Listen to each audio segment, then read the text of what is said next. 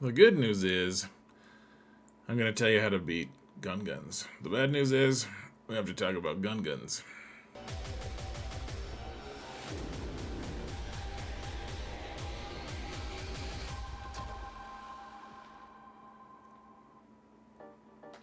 Hello everyone and welcome to another episode of Xerath Prevails. Today we're going to talk about the counters that you may need for this upcoming 3v3 season.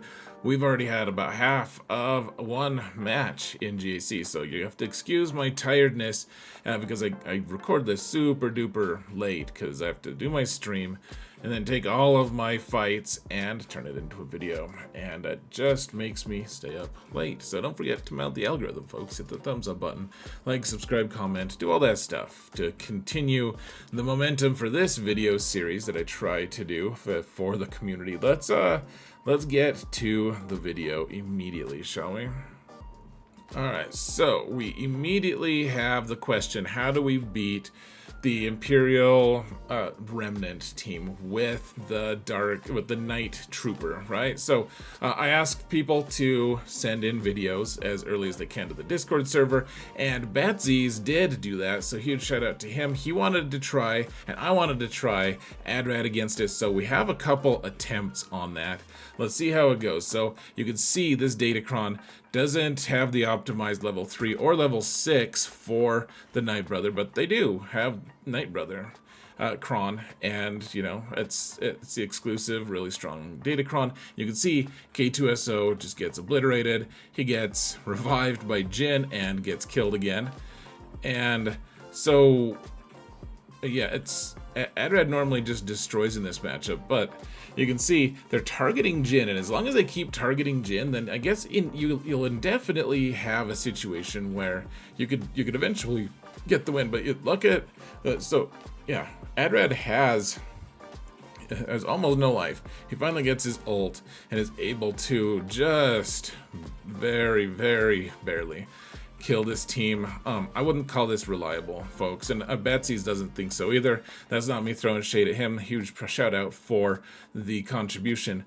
The big thing here I think that we should take away is, if we are desperate, then that's great. It's a great, like, a 10%er or something like that. It's not going to have a high win percentage, but you could potentially win. Now, I'm doing this against my opponent has double the high-end mods that I have and quadruple the number of Datacron rerolls that I have. He has 24 of the new set at level 9, and all of them have the good level 6. I have about 5 of those for comparison. So, very good player, and you know that if my counters work against them, it's not gonna work. Look at that. Look at the accept button, folks. That's for the PC client. Super nice to be able to have that. If you fail, then it's like it's a built-in airplane mode. Okay, so AdRad, I don't think it's gonna work this season, or next season for that matter. Unfortunately, Dark Trooper Moff Gideon got some reinforcements. So this is against the same Dark Trooper Moff Gideon team, and I'm just using my Malgus. So all Relic 9s for this. I'm gonna be showing you one more clip of this, I believe. And you know, it's on an account that also has all Relic 9s. So watch how resilient this is when the Datacron, it is an optimized one. He's able to revive several times. You don't want to do the AoE with Darth Revan, by the way, folks. Don't do the AoE because that's going to mess with your interactions with Night Trooper. You want to kill Dark Trooper Moff Gideon first. So you kill him, he sacrifices other Moff Gideon, you kill him again, and then he comes back because he has the level 3 tank revive from the current set. And this guy has 1 trillion hit points at least. I think I counted them all individually. That's one of the reasons I'm up so late, is I was just counting all of his hit points, and the bastard just won't die, man. You know, Relic 9, well modded. It's crazy. And then he comes back to life again because Night Trooper was sacrificed. And I don't know, I don't remember, can he revive the people he sacrificed? I actually don't remember that off the top of my head. But as long as we get him, keep him ability blocked or stunned, we're good to go. And we got max banners. I mean, it was a cleanup, but max banners all the same. Now this is my alt, and we're facing a slightly less optimized one. They have the level 6 for the attackers, for the Knight Brother, or the Knight Trooper, but they don't have the revive. And I think Dark Trooper Moff Gideon is probably, or Dark Trooper Moff Gideon plus other Moff Gideon are going to be better than having Scout there. Unfortunately, folks, I think Scout is the odd woman out in this case. I think you want the double Moff if you're going to be running that squad. Because that was fairly easy compared to the other fight. Now, how do you kill this Queen Amidala team? This is also against my highly optimized opponent. Now, note that I'm not using the Padme team with the Padme Cron. Unfortunately, we don't have that. Well, we had it available. I decided, like an idiot, to split them up. If we had Padme, Cat could immediately go in and just kill someone. We could do that. And I was apparently supposed to kill Padawan Obi-Wan here. But, anyways, we need to get our early ult. You can see they got through Savior and they got through my Relic 8 well-modded General Kenobi really easily. And then they just butchered Cat. And this was almost traumatic to me. Like, they just ran me over, dude. It was such a shock for that to happen. I ended up just not being able to clear, because I was like, if I can't, I would have been able to clear if I had just used Padme as the third with her Padme Cron. That would have let me ignore the taunt and just have Cat kill instead of waiting for the ult. So that's my bad. I just wanted to share that experience with you so you would understand that's not what you're supposed to do. Now, we're using Bane to fight the same team here. This is on my alt, so I'd say they're slightly less optimized, but they're all Relic 9 anyways. And so we don't have the Bane Cron. You want to open with this slash attack, not the big hit, the one that increases cooldowns, because the increased cooldown doesn't actually increase their cooldowns. Now, they have the dumb level 6. They don't have the no damage, the damage reduction level 6, which is too bad, because like they barely get. I guess she only has one Omicron. So they don't even get protection up, right? Or maybe a little bit, but anyways, not nearly as good. Now, what else can you use Bane for? You can use Bane too. So this one I would say is also not 100% counter with this is the Inquisition on defense with the level 9, or sorry, she is level 9. Ninth sister with her Datacron. And so I was thinking here, you don't want to increase cooldowns with her because she's doing a huge amount of damage with basic. So just use this slash attack again, and that'll increase our hitting ability. But I would say this is also not the most consistent. I was just kind of at a loss of what exactly we were supposed to do. So got a good result there, but it ended up being a little dicey. Now, there's been some debate over how effective the Fin Zori team is going to be without the Resistance Cron, so I decided to try Nice Sisters again, finally kind of back on the table. And again, this is against a highly optimized, really strong opponent. But my Nice Sisters aren't bad. They're Relic 7, and they're modded, well, they're modded okay, at least.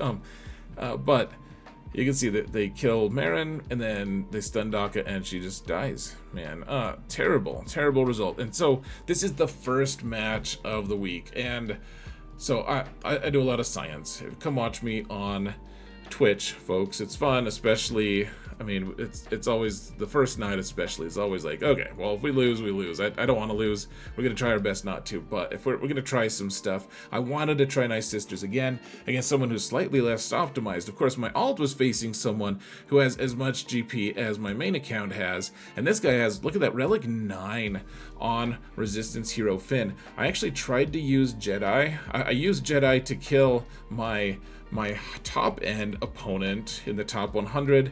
I used Jedi to kill that his version of Finfin's Ori, and then I couldn't do that. I couldn't use Jedi to kill him with this, and I didn't want.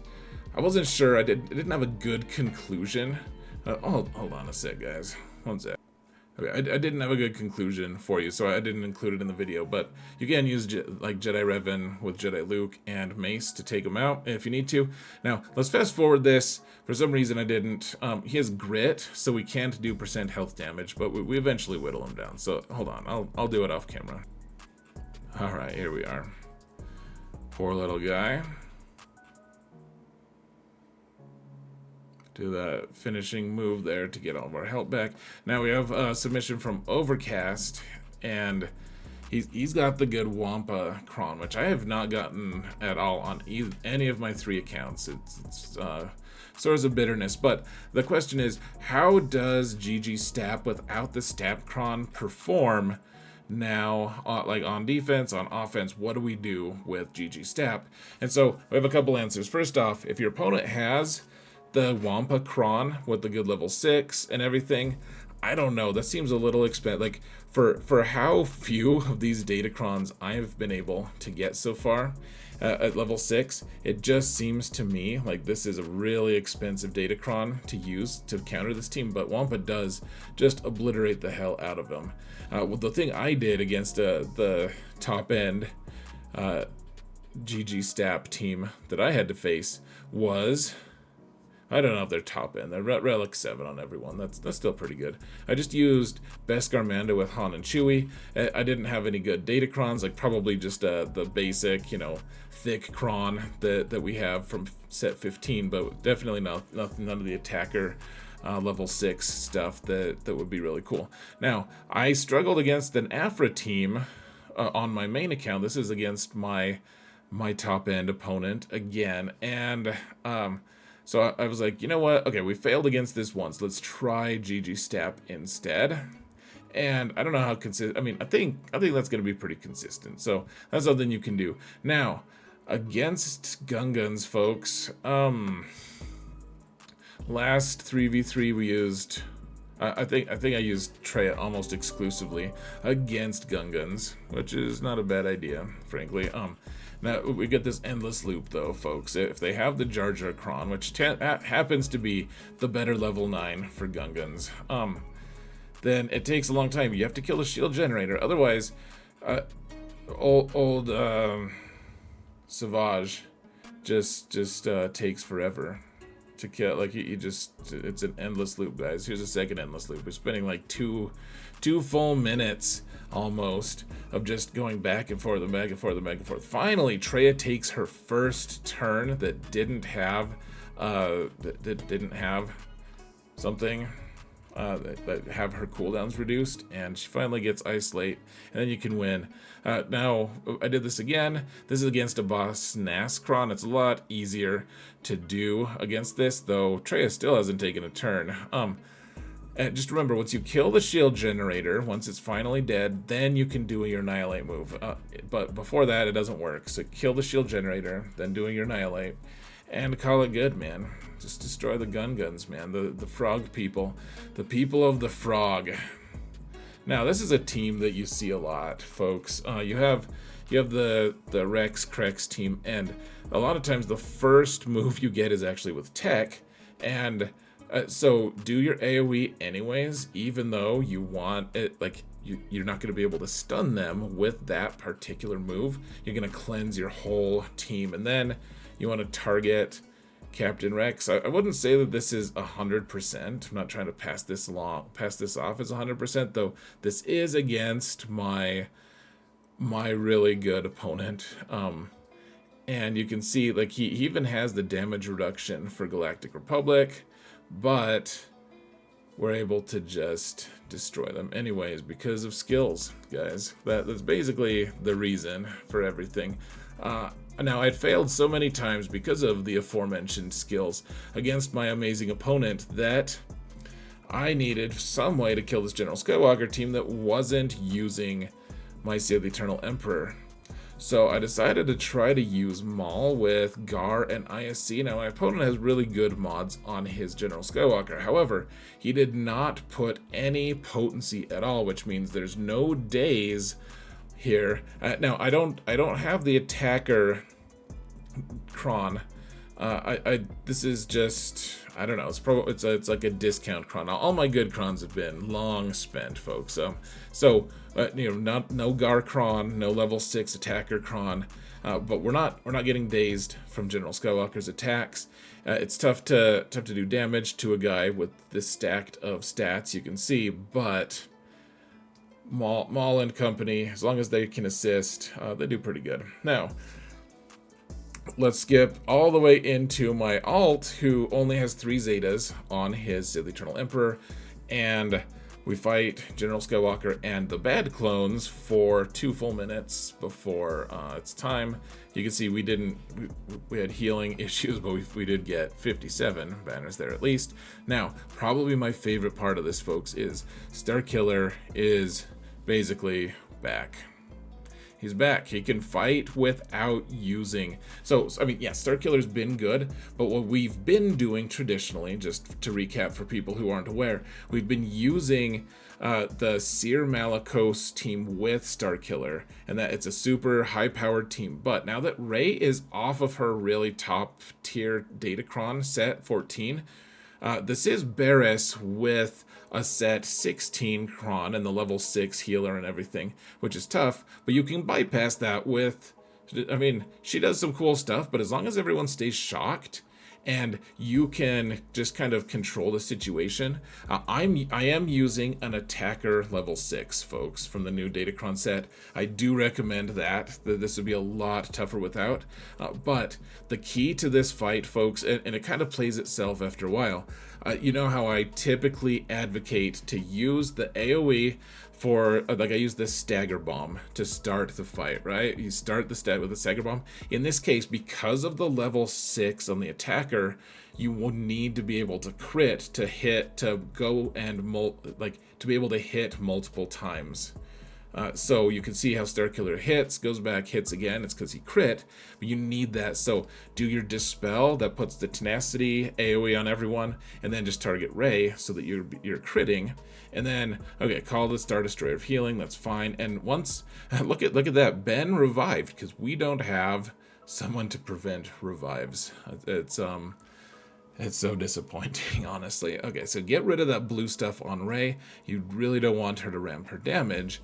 But you can see, so people are like, man, Barriss is so good on Rey. And I agree to some extent, unless there's some way to manage if Jedi Training Rey can also be on this team, so I guess like in 5v5, then it's decent, because then Jedi Training Rey kind of just slips out from under the shock, cloud of shock that you're creating. But because everyone is shocked, Barriss isn't gaining any turn meter.